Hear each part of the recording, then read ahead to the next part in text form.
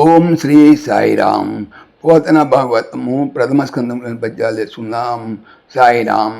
ముందుగా 495 పద్యం.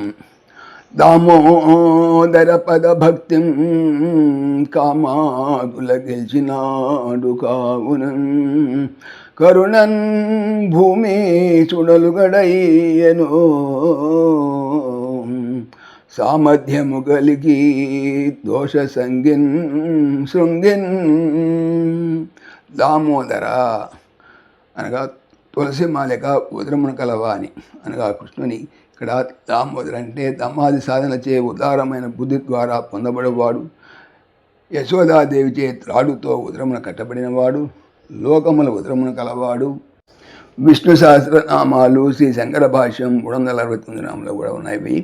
తర్వాత పాదం భక్తిన్ భక్తి వలన కామము ఆదుల మొదలగు వారిని గెలిచినాడు జయించెను కావునన్ అందుచేత కరుణన్ దయతో భూమికి ఈశుడు ప్రభువు పరీక్షితు అలుగన్ తినకుండు వాడు అయ్యను సామర్థ్యము శక్తి కలిగిన్ ఉండియు దోష అపరాధమును సంగిన్ కూడిన వారిని శృంగిని.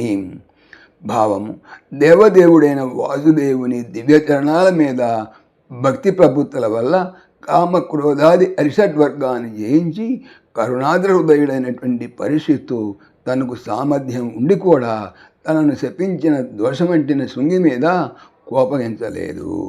తర్వాత 496 వచనం.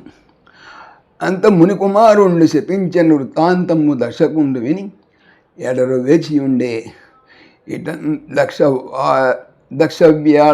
దక్షకవ్యాళ విషానల జ్వాల జలనం తనకు సప్తమ దినంబున మరణంబని ఎరింగినవాడు కావున భూపాలుండు భూలోక స్వర్గలోక భోగంబులు హేయంబులని తలంచి రాజ్యంబు విసర్జించి నిరసన దిశాకరణంబు సల్పించుకొని.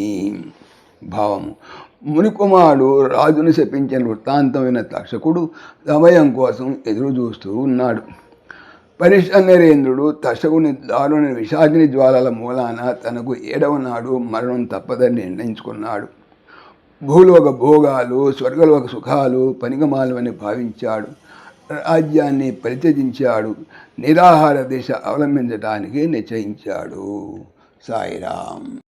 ఓం దాశరథాయ విద్మహే సీతావల్లభాయ ధీమహి తన్న రామ ప్రచోదయాత్.